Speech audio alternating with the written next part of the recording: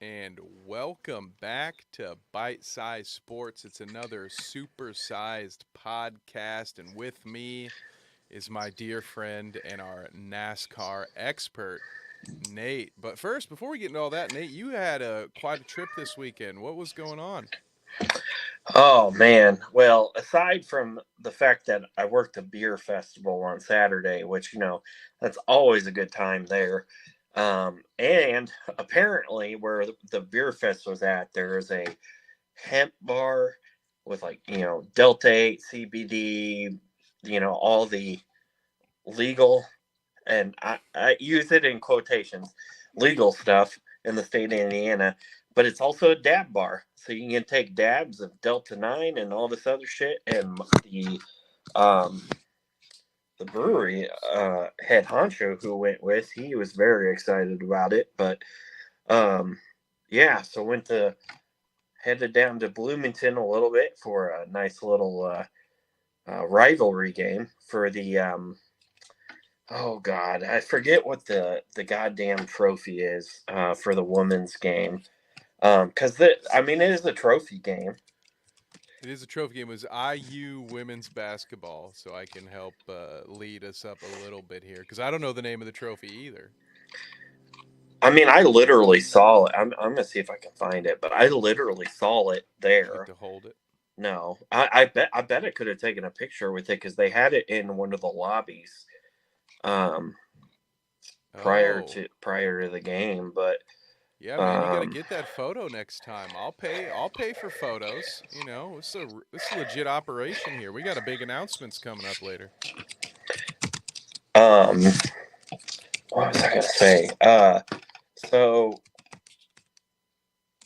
it was also super huge game in terms of Big Ten championship, on the women's side, um, as well as potential seeding moving forward. Um,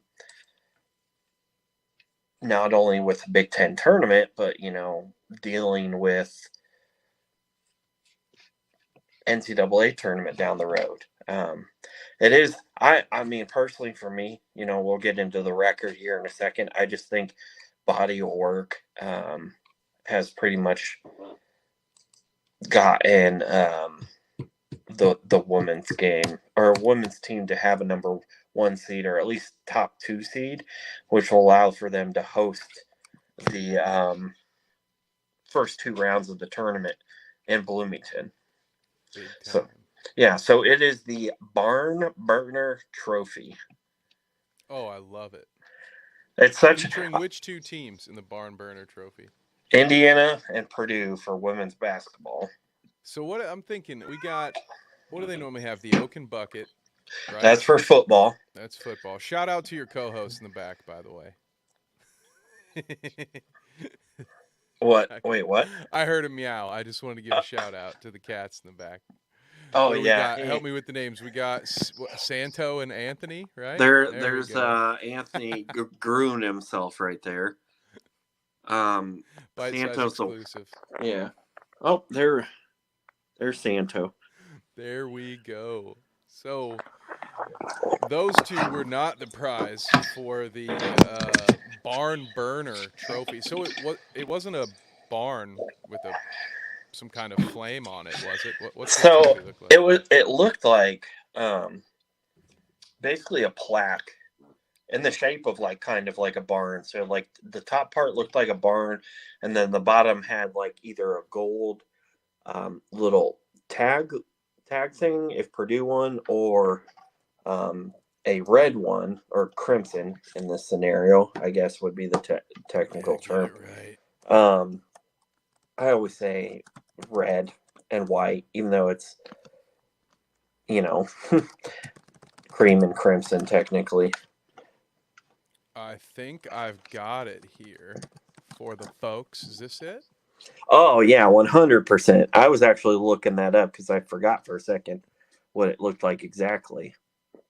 There we go. So that is the barn burner trophy. So you got to see who took it down this year. Per Indiana, and they have won. the last 8 or 9 in a row. Dang, well done, ladies. I'm pumped about it. Something The at least one of the men, or at least one of the basketball programs is doing well. Well, the men's team, they beat Purdue at the beginning of the month. Yeah, they are frustrating. As soon as you think they're Oh, going to be good, they lose to someone that's not very good. but also so obviously there's that for women's basketball, Oak and Bucket for football. Then you have the Mon and Spike for volleyball, which has to do with the historic Monon Railroad in the state of Indiana. And there's also the Golden Boot for women's soccer. Oh, they have a golden boot. Yeah. Huh? Okay. There's Well, no all these different trophies here. there is no men's soccer game for Trophy. well, Purdue doesn't have a soccer team for the men. Oh, well, eat it, Purdue. But it looks like they are pretty dominant as of late in the Spike Trophy. So good on the ladies. Now, almost, I don't want to say more importantly, but of very high importance, right, Nate, was the fact I saw a tweet. Was it this game this last weekend that was the first sellout in school history for a women's basketball game? Yeah, so the Iowa game the previous Thursday, that was like 13,000 and some. I don't remember the exact number offhand. 13,000 and some, which was the most for a game. And then this sold out. Now, I will say when I bought the 2 tickets for a Christmas present for a special someone, women's games are only $10 a piece, but they ended up doing a promotion for the game and ended up selling the rest of them for $1, and they ended up selling out. And it's all GA, so we were there.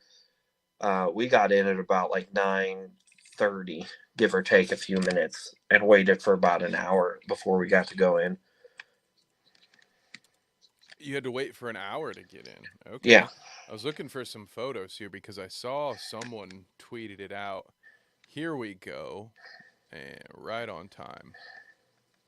Set a school record for regular season attendance. Wait, that was a different. That's January 26th. Dang it. Yep. So Yeah. So they've broken the record like 3 or 4 times. twice. Yeah, okay, 3 or 4 times since then. So that's pretty cool. I mean, I once I saw that you had taken this trip to watch this game, I felt not only, obligated to talk to you about it because A, it's a live sporting event. Let's talk about it. But B, it's important to see the growth of the women's game here.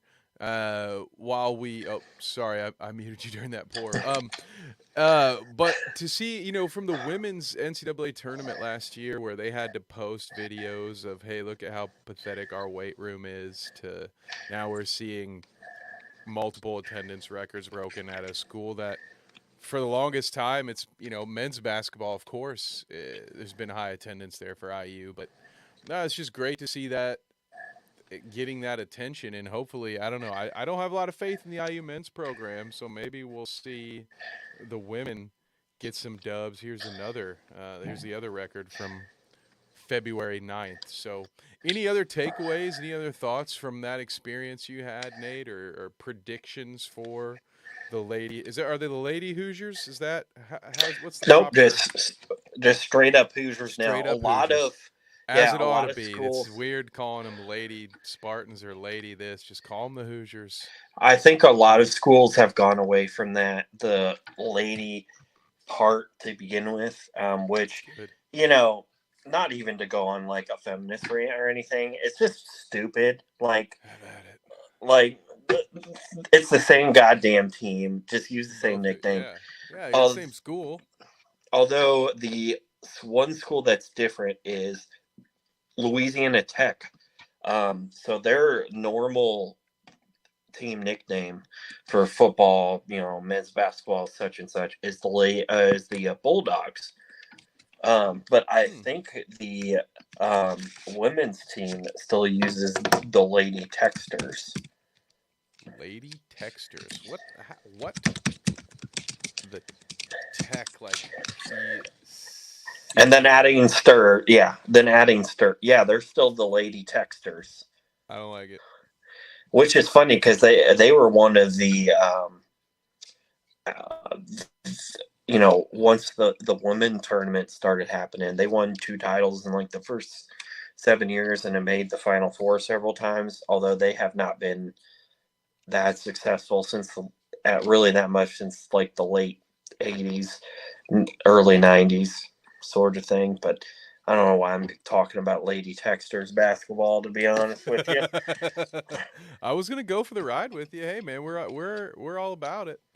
I love a good sports story in my life, but uh, as we wrap up the NCAA women's basketball part, I will segue that into our first little mini ad break here slash announcement because if all goes well, we might be able to live stream some of those women's college basketball tournament games as they come up because Bite Size Sports has partnered with Playback TV, and we will now be doing a couple of live streams, hopefully, eventually 3 to 4 a week on Playback TV. Right now, they have us doing basketball content, so I'm going to start with NBA games. We're going to be watching the Pacers Celtics game on Thursday. We got a late night Friday night game. Check that one out. We're going to be live streaming the 10:30 game.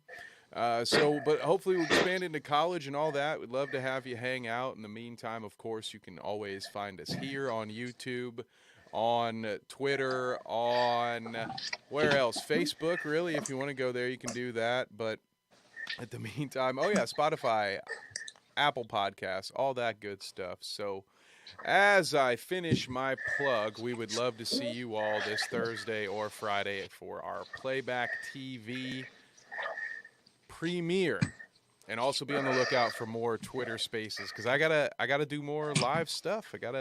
We're gonna be more of a live crew now. So one thing I wish I could have watched with you live, Nate, was the at least the end of the Daytona 500 because I don't know that I could watch what ended up being the longest Daytona 500 in history. Right?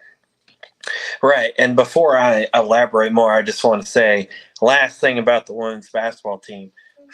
Now they've only won a share as of now, but first Big Ten title since 1983. Hey, shout out to that. Okay, yeah, absolutely. And That's more the than like IU women's team. Hoosiers. And more likely have clinched a number one seed in the tournament and will be able to host the first and second round come the middle of March. Boom. And you'll be there. Hopefully this time taking pictures of stuff. I'll pay you. We'll talk. We'll talk after the show. But we're also going to talk during this show about the end of the Daytona 500 because it's had some controversy, I guess. There are at least people that are upset about it. So let's show the folks, those that didn't know. I will turn the audio on here. We'll have it as quiet as a mouse, and let's go full screen so that people can see what's going on here. The white flag, the net flag, and 3 wide. About to get the nudge. I mean, Larson I tried saw to one cut at it the in bottom middle. there Oh, he too. The got boom turned. up at the top. Larson That was Pastrana the in the big spin out. Didn't see it. Go one more time here. Larson tried Final to go to the lap. middle. Oh, he got turned. Not the way you want to end Larson it. Pastrana in the fence. We are still green. No, the caution is out. And there became some questions regarding And who we'll wait was for in the official lead. word on whether Ricky Stenhouse or Joey Logano. As you can maybe help explain here, Nate, it's not the flag has nothing to do with it at this point. It's what reviewed upstairs to determine who was in the lead at the moment they pressed the button, I guess, to throw the caution. Is all that correct? Yeah. So, I mean, I will say, though, the 500 was not as controversial as the Saturday night race. for the Xfinity Series, and I can get into that later. And if you want to look it up, NASCAR Xfinity Series on Twitter, they'll show a picture Yeah, of what they determined. But yeah, we'll get that queued up.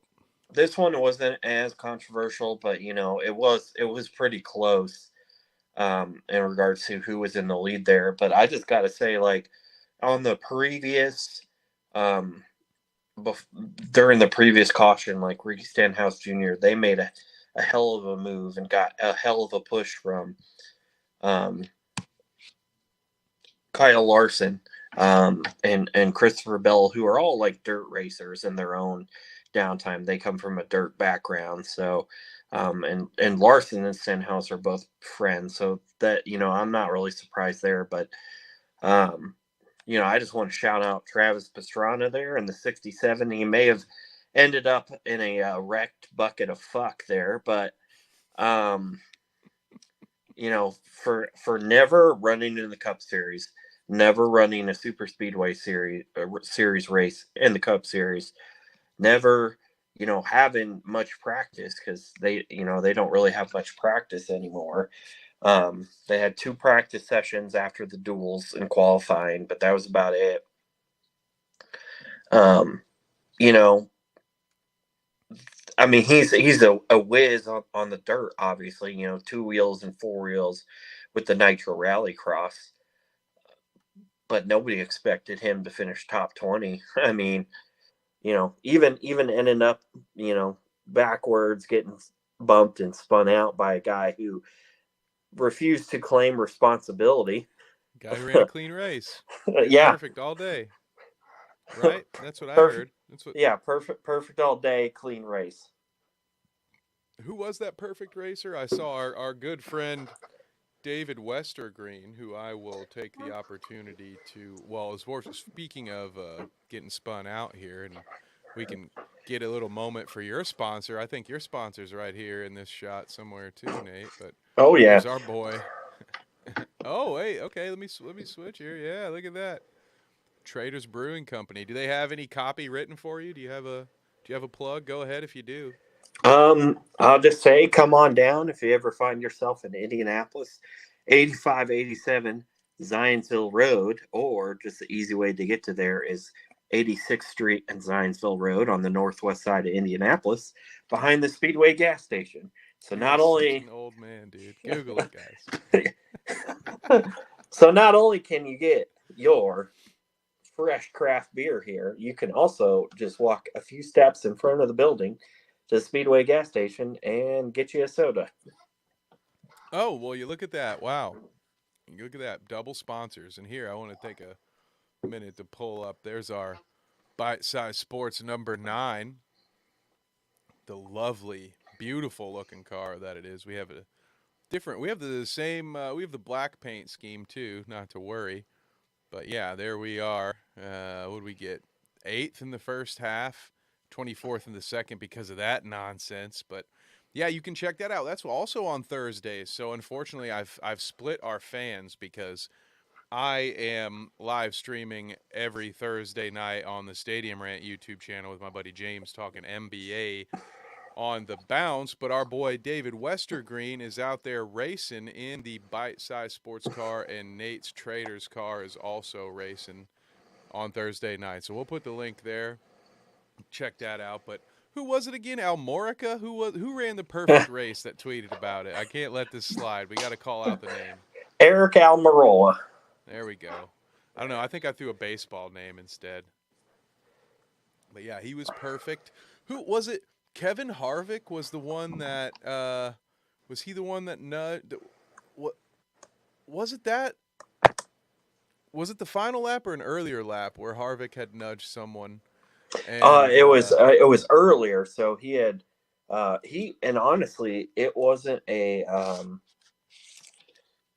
like a real big like push comparatively to some of the other stuff that had occurred. And I'm trying to pull for you here, or at least get it to you where you can see it here. yeah, if you can tag me in it, because I saw it and I thought I had it queued up, but I'm having a hard time finding it because I I knew it wasn't the end of the race wreck, but it was just another one of those, and it was one of those I wanted to point out because I think you can help explain it better. But much like that final wreck, there wasn't a lot there, but it's something about with those speedway races, man. Is it because of the angle It's what kind where of the new car. okay, it's the car Yeah. because you see these nudges, man, and I think you just tagged it. So go ahead. What were you gonna say? Part of it is the new car, but like with a lot of this stuff with like the downforce and drag and things like that, I mean, that they can kind of be a little more susceptible in the draft there. But yeah, I got you tagged on there. Yeah, so Harvick he didn't give him a heavy shove right there to Tyler Reddick, but it wonked Tyler Reddick enough to, he had no, And then it's he had it didn't no take no much. real control there. It's Just this 45 Yeah. car on the Okay, we'll mute that there. Yeah, so he's in the corner. You don't really want to bump draft in the corner, but yeah, Reddick hit Blaney right there.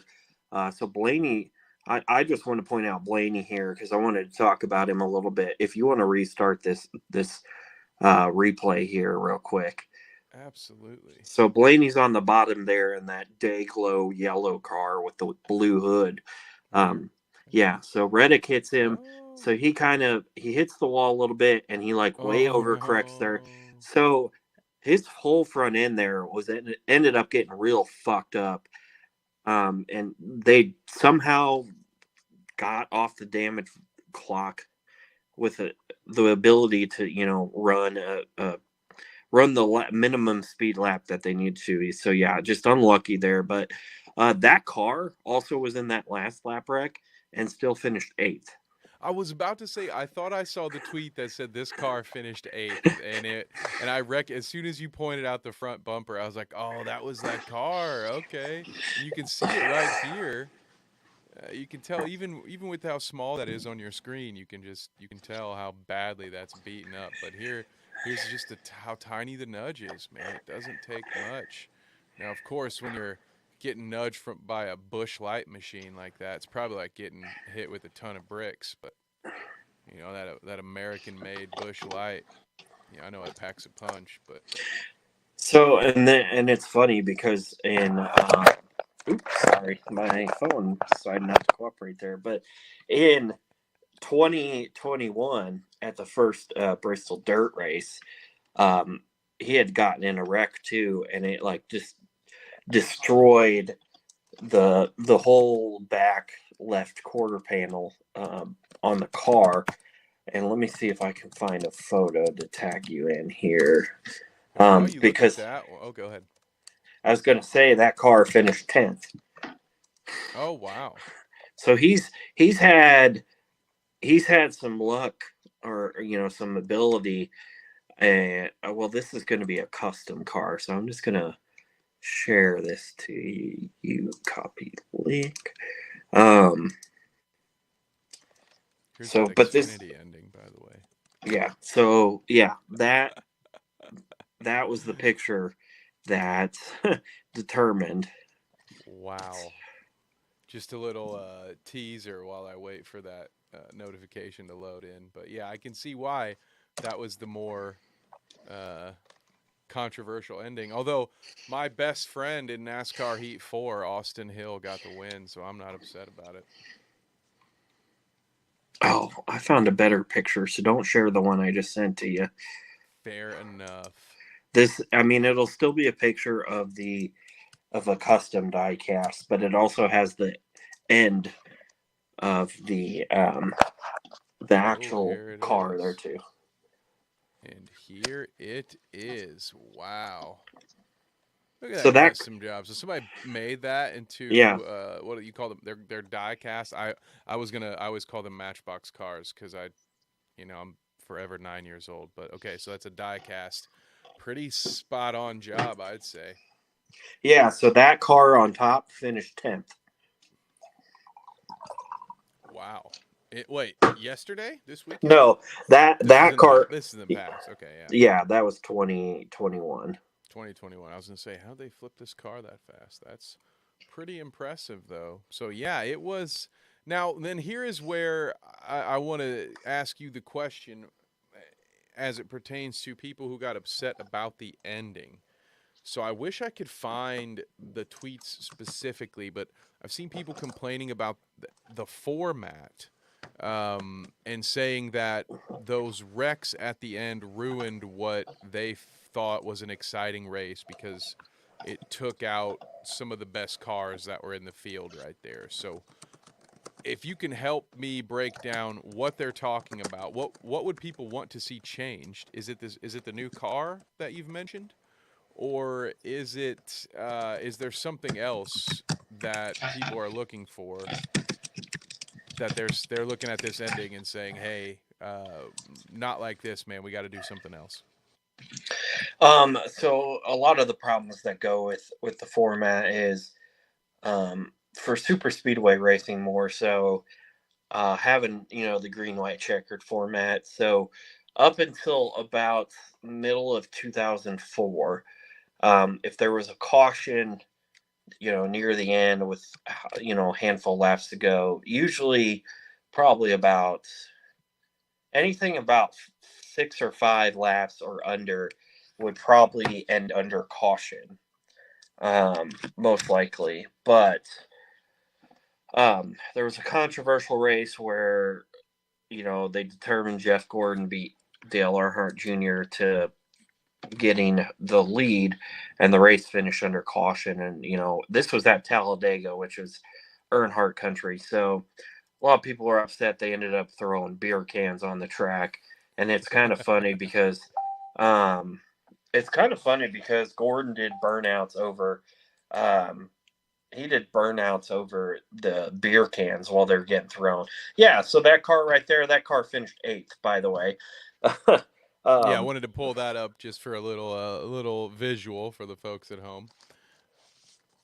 But So yeah, anyway, so there is an Earnhardt, Jeff Gordon. I'm gonna look up this throwing beer cans, but we'll go back to the story you were saying. Sorry to distract you.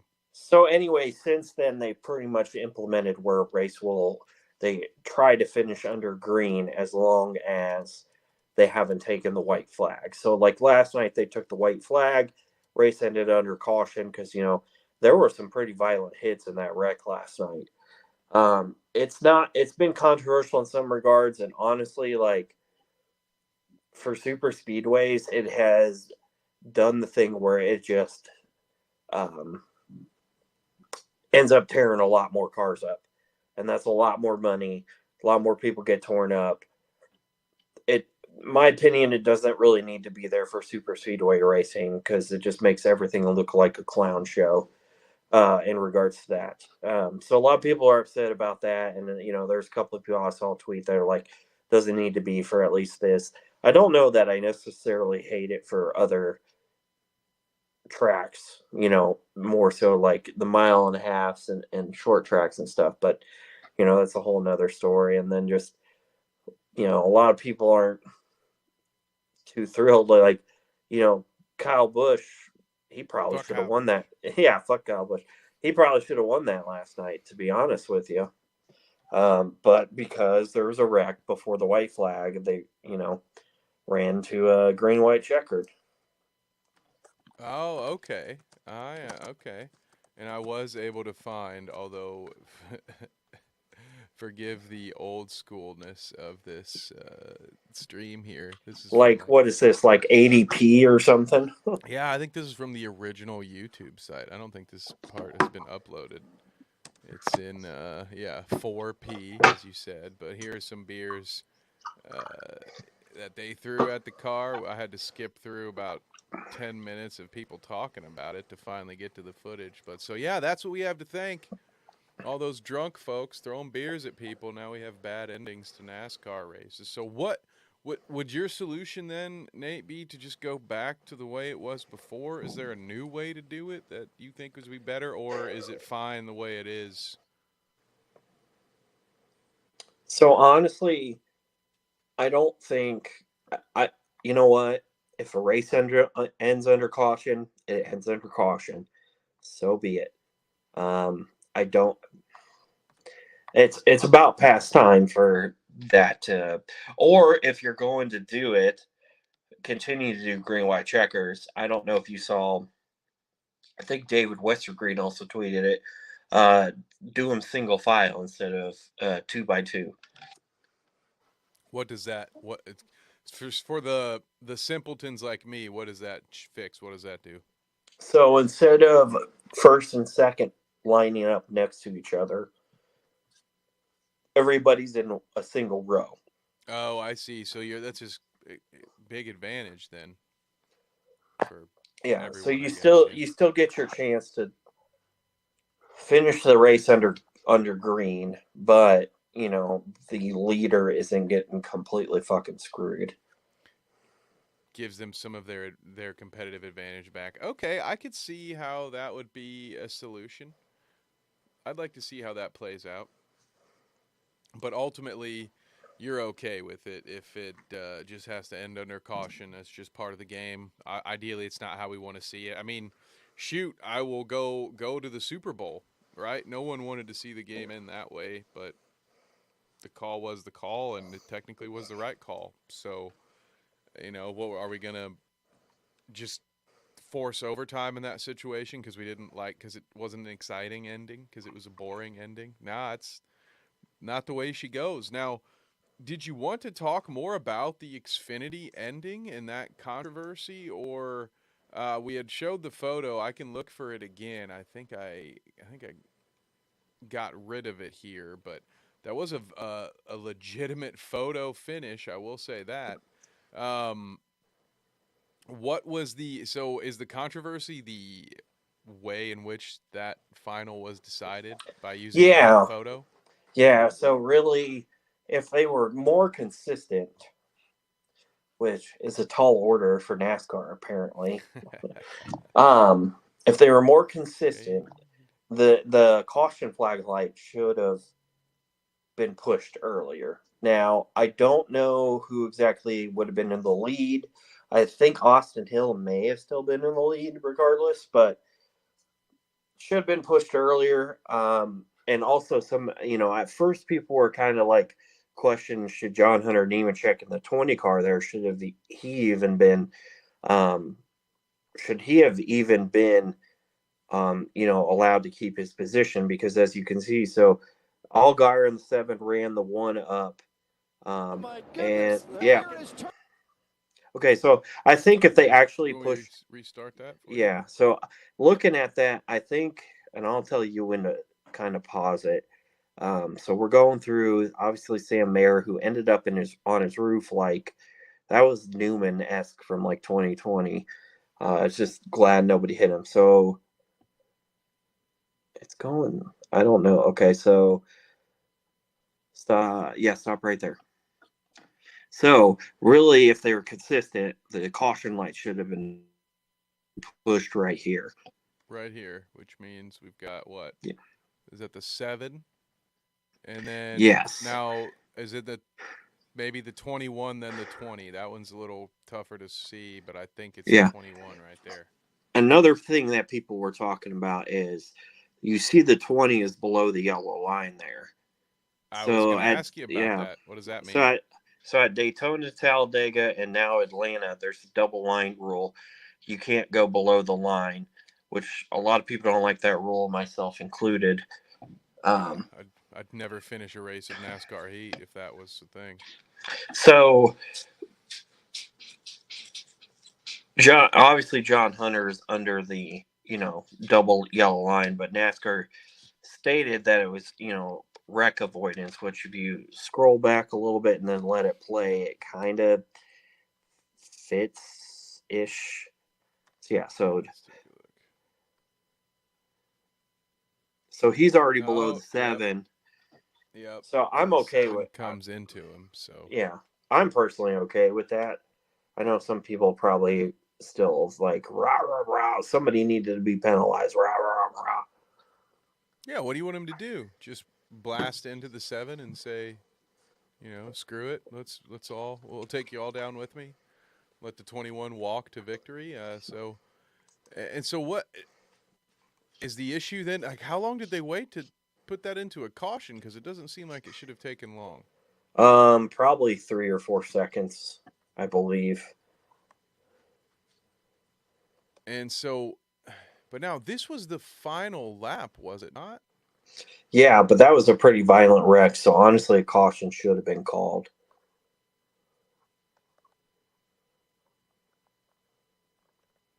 Okay. So, and then of course I can show you the photo again here. I'll pull that up here in just a moment, but yeah, that one, and then here's that photo. So uh, here's the photo NASCAR competition officials use to determine the winner. The tower utilizes frame-by-frame video that syncs the time of caution with the timestamp of the video. This is a frame at the time of the final caution of the race, and that is interesting. I guess we could try to go back and sync that up, but that does seem well delayed from where we had it paused when we believed it should have been a caution. So it's a bummer to have both races, and I mean, I know you want, in theory, you want excitement at the end. I don't think, well, anyone wants to see a wreck that's that scary. I know personally, I hate any race that ends in a wreck, and I'm not a big fan of wrecks in general, just because one big wreck is what turned me off of one big wreck that didn't look to be that big is one that turned me off of racing forever, because I watched it a little bit as a kid, and then my favorite racer was Dale Earnhardt Sr., and yeah, just didn't really have a love for it after that. So I certainly don't want to see any I hate to see things like, what well, Daytona, it begins and ends with Daytona, right? Is that still correct? Or do they have two, right? So this isn't like the Super Bowl. I still kind of think of it as like a big time, one of the bigger NASCAR events. But I don't know, Nate. I don't like seeing it end that way. But what can you do? I mean, a regular season is, and they ended at Daytona now, which, don't get me started on the playoffs, but Playoffs? yeah. I Okay, mean, while Jim we're Mora. fixing things, you can. I mean, hey, it's I'm sure we'll have to touch that one in more in depth at some point, 'cause I think we've talked about it before. But now, having played, I know I keep plugging a very old video game, but now that I've played some NASCAR, as I try to work my way up to someday being the worst iRacer in the country, I have a new understanding, I guess, for some of this stuff, and a new disdain for some of it. But yeah,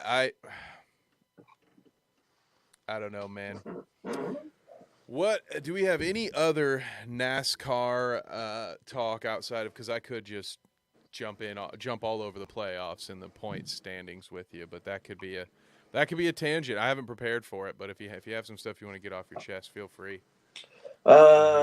Basically, they need to figure out something to do with cautions, or not cautions, excuse me, commercials. Because, oh my fucking god, I swear to God, the first half of the fucking race, there was one time I believe where they went to commercial, came back, ran like 2 or 3 laps, and then went back to fucking commercial. That's awful. Dude, it was. I don't think up until about lap like 95, I'm pretty sure there wasn't a fucking goddamn run of more than 10 laps without a fucking commercial. That's I don't understand why. I heard, and it might have been David again. I saw on Twitter someone saying, like, is the plan here for them to just run so many commercials that they're just trying to convince the diehards to buy a subscription? Like, hey, we're gonna make this unwatchable unless you pay for the subscription. Um, Maybe that's a theory. I think it's a bold strategy. I think uh, the way to get people to buy your stuff isn't to inconvenience them to the point where they buy it out of frustration. I think if anything, they'll just find something else to to have fun with, to spend their free time on. But yeah, I heard that the commercials were awful, and that sounds Mm-hmm. awful. I mean, that sounds as bad as you know uh, a special teams touchdown, and then you've got extra point, kickoff. Oh, it's a touchdown. Oh, another extra point, and then another kickoff. And in those 35 seconds of game time, you've had 20 minutes of commercials because there's a break in between all of those kicks. And no, they got to do something about that. And that is not the best. But, while we're talking about kicks and kickoffs and commercials and changes, I spent some of my weekend catching up on the XFL, Nate. The Dwayne "The Rock" Johnson owned XFL is alive and well. And for one, I want to say I think they made a mistake here. I think the USFL had it right by waiting until April to start. I don't think the XFL has given us enough time. Let me ask you, A, do you care about any spring football? And B, are you going to watch the XFL, or have they started up too soon to the end of the NFL season for you? I mean, I thought about maybe going to one of the St. Louis games, but I don't know if I want to drive 3 hours for some mediocre football product. But again, I've also gone to a couple IU-PUI games, and when I'm going to be out west, I was half tempted to go watch fucking Loyola Marymount versus Pepperdine. So I don't know. Well, I will say, hey, for what it's worth, those folks up in St. Louis, they do have, I believe, is it AJ McCarron? They had a little bit of excitement here. They converted the first, 4th, and 15 play. So we talked about changes and adaptions. This is one that the XFL has employed. In lieu of an onside kick, the trailing team can maintain possession with a 4th and 15 conversion from their own 25-yard line. So I don't know why I wrote that so weirdly. I How do you don't feel know. about that? I honestly don't hate that. I mean, it's kind of a weird version of keep away, but if you really fuck up, I mean, does the opposing team, let's say they sacked AJ McCarron right there at the 15 That's or where they would get the 18? ball. Yep. Okay, well, Yep. I mean, I like it. So that's the risk and reward. Yeah, it's 4th and 15 from your own 25, and if you don't say if it's an incomplete pass, then the other team gets it at the 25. Yeah, it would just work as basically 1 15-yard down. They also have they have 1, 2, and 3-point conversions. Now I'm going to look this up on the other. They also have a new kickoff. Got to pull up the XFL kickoffs for you because this is one I think that the NFL absolutely should employ, because I hate what the NFL has done by making the kickoffs just non-existent. Basically just touchback central. Also, is his sorry. Go ahead. I was gonna say, is his purse coming through on the mic because he just decided? No, you're okay. Oh, well, now he's leaving.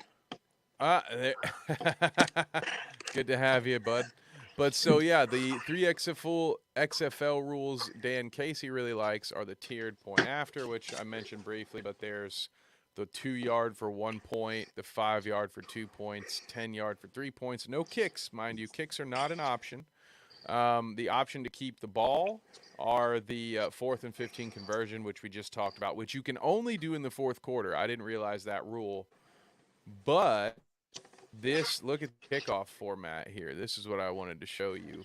I think I don't NFL hate that. should use this, right? Now the players start 5 yards apart, and the action here is, you'll notice they can't move until he catches the ball, and then it's fair game. So it allows there to be some yardage to be gained. It doesn't force the kickoffs deep into the end zone where there's no incentive to return. And still, for the most part, it's going to be very difficult to have touchdowns out of this. But, yeah, would you like to see the NFL try this? Oh, 100%. I think you keep kickoffs alive, but also I think you take away some of the danger of them, honestly. I mean, instead of, somebody coming at someone full speed there, I mean, you're going to have initial contact within a couple of yards, really. Although it looks like just watching that, I mean, I don't know if there was anything different, but it looks like, what is that, St. Louis? I can't tell who that is. Oh, it's Um, Vegas in okay. Arlington. Okay. So whoever's returning, I assume Vegas in that Yep. scenario, it looks like their blockers come back. They go back instead of just meeting them forward, which I'm not sure how. Yeah, there might need to be some coaching upgrade. I mean, especially with it being such a new process, they probably have some kinks to work out. But yeah, you can definitely see that a lot of them just run back. Probably what they've been trained to do their whole lives, right, is to move back on a kickoff. So that one's interesting. I really like the fourth down conversion instead of an onside kick, but we also had some highlights to go through. So I'm going to run through and show you some things because we had some popular names pop up, like one Martavius Bryant, who we have right here, former Steelers great. As shout out to Highlight Heaven, by the way. You're going to see a lot of that Twitter account, well, on this stream in general, but especially when it comes to XFL, because Alex is a hard-working clip artist. There we go, Martavius Bryant. We got AJ McCarron for your beloved Seattle Battlehawks. Here's a fun fact. Did you know that Paxton Lynch started in a game this weekend, Nate, and was benched, thus making him potentially the first NFL quarterback in history to be benched in 3 different leagues? Yeah, I saw that. I'm not sure why they benched him, but I saw that they did. His backup came in and threw 2 picks to his 1, so there was that. But yeah, the other big thing, there was one of the games on Saturday. It might have been the very first one.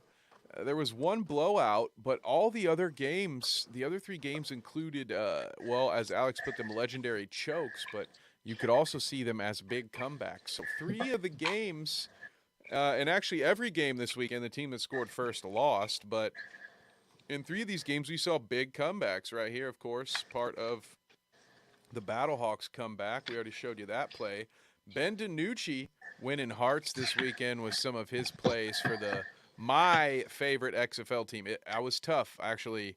It was tough, Nate. I was picking between these 2 teams because from where I'm at, I think DC and St. Louis, it was about a split as far as which one is closer, and I refuse to ever root for a St. Louis team for, obvious reasons.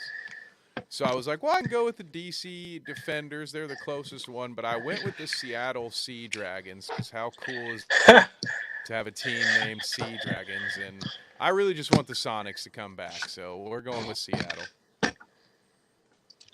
I don't know who You I'd got a root favorite for. team in the XFL yet? I really don't. I'd have to watch a game, but I don't know if I'll be honest, I don't know if I will. That's okay. You can catch some of the highlights here. And now just a quick sidebar as we scroll through our Twitter just to show you how seriously the NBA greats are taking the All-Star game. Moving on. Let's see some more. Oh, this is what now here's the big highlight from the XFL. I'm actually maybe going to let some of the audio run here. Beer cup snake out of their empty beer cups. Security, in case you couldn't hear that. Defenders fans. And that is, they make a beer cup snake out of their empty beer cups. Security took their beer snake away. And here come the lemons. They start throwing lemons onto the field. And they don't stop there. There's quite a few. I don't know where they got these lemons from. Yeah, I was about to say. Where was the initiative ahead of time? Did they have a Facebook page? They got an Area 51 raid group going. They all start launching these lemons out into the field. So that was exciting. Brought a rally to the stadium. So before you get to the All-Star game, do you know who just got signed in Milwaukee? Yes, I do. It's on here. We can get to that here in a second. Myers Leonard, of course. I wanted to show you because this Ben DiNucci dime was thrown to one Josh Gordon. So, what are your thoughts about Josh Gordon in the XFL? Well, good thing he's in Seattle then. Right? Hopefully they Oh, aren't. well, They aren't he was more testing. alcohol, wasn't he? No, that was No, Blackman. he's He's a weed guy. yeah, he's He's the the weed guy. devil's lettuce. Yeah. Well, can I not say that word anyway? Yeah. Let's before now. This is funny because I also want to take any shot I can right now to call out Shaquille O'Neal and Chuck Barkley because they are two of the highest paid NBA personalities, and it couldn't be more evident that they don't watch the sport. So Shaq continues to make fun of Dwight Howard's team in Taiwan. That's 3-11 apparently. Chuck says, "Why are you watching TV in Taiwan?" And Ernie, the beloved Ernie Johnson, points out that you're more up to speed on basketball in Taiwan than you are in the NBA, Shaq. You should be ashamed. But instead, you're just going to hawk more Papa Johns on national television and look like a fool. This was the first ever three-point conversion in XFL history. So, again, more history from St. Louis, of all people. God damn it. I'll let them see this highlight one more time in case you missed it. A bit of a laser there, AJ McCarron. Might get a spot. Oh, this is the first one. We got to go all the way back to the next play here. Come on. There it is. Boom. All right. So you want to talk All-Star game? I suppose we can talk All-Star game. Mike Malone called it the worst game of basketball ever played. This might have been the most exciting moment right here. Yep, there it was. Luka getting Kyrie with the prank. Now, do you want to join me in a moment at taking a shot at the NBA for allowing the likes of Karl Malone to be such a vital part of their All-Star weekend? Why? All I have to say Why? is why. Fucking why. The greatest thing, the best part to me of Michael Jordan's legacy, the greatest thing he ever did for the NBA was make sure that John Stockton and Karl Malone never wound up NBA champions. I didn't know that growing up. Growing up as a kid, actually, I was butthurt that Utah didn't get one. Now I couldn't be more happy that this dirtbag and his conspiracy theorist nut job of a best friend or whoever John Stockton is to him, that neither of these two jabronis is NBA royalty. I guess they have their records. Those records will fall. I think the modern NBA is showing us that all of those records will fall in due time. But well, yeah. I don't know about that assist one though. I mean, I'm just gonna look, see if I can see. I mean,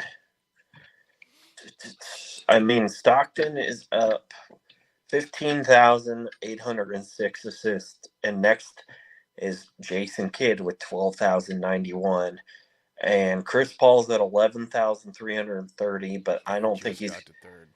Yeah, I don't think he's going to play long enough for that to change. LeBron is at 10,360, and I only think LeBron's probably got 3 years. Yeah. Honestly.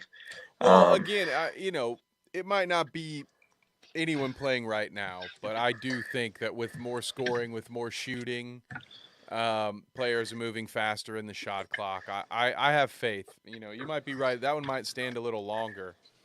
But what really bothered me was when Karl Malone was pressed about this afterwards. He said, "I'm not discussing any of that backlash.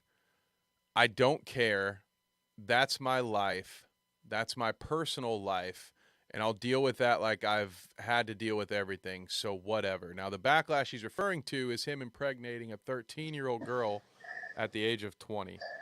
So I don't know. Well, we won't have to talk about it much longer, but I refuse to not talk about it since the NBA wants to just overlook it. And let's just hope that the Utah Jazz, the city of Utah, doesn't get an all-star game again anytime soon, so we aren't force-fed these two dipshits again. Are you going to come, across the pond here for next year? Oh, you know it. Oh yeah, the All-Star games in Indianapolis next year. I will be there for all of it. You can mark my words. If everything goes to plan, I'm gonna have a press pass for some of it. If I have to buy tickets, I will. But we're getting to be big time now. So by that point, Bite Size Sports LLC, we might have our own little press pass. Nate, you might be able to even get in. Although if that's the case, I'm probably not paying you for pictures on that day.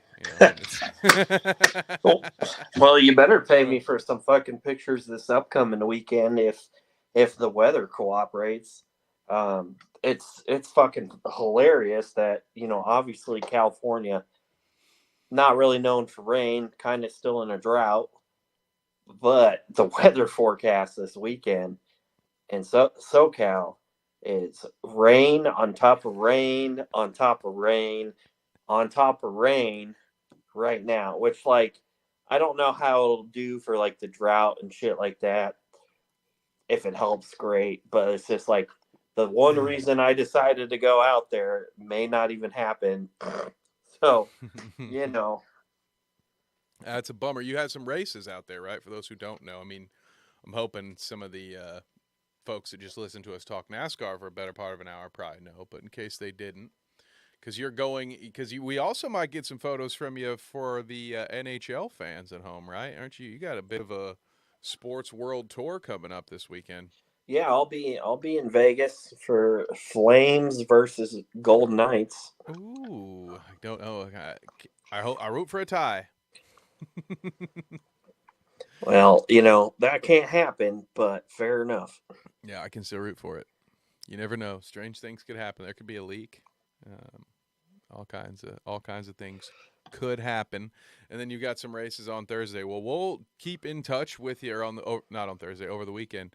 Well, we'll keep in touch, and if you have any photos, videos, of course, I would love to see them and share them on. That's perfect stuff for the Bite Size Sports Instagram, which you guys at home can follow at Bite Size Sports. Of course, it's also our TikTok account name. You can see our Twitter handle right beneath my name. It is at @bite_size sports. And of course, you can subscribe here at Twitter, here at YouTube. Oh my God, am I having a stroke? I just had to say Twitter too many times. That's my problem.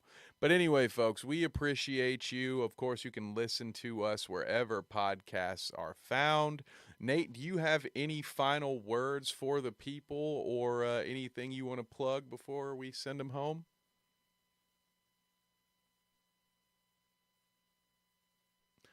You're. I can't unmute. You're muted.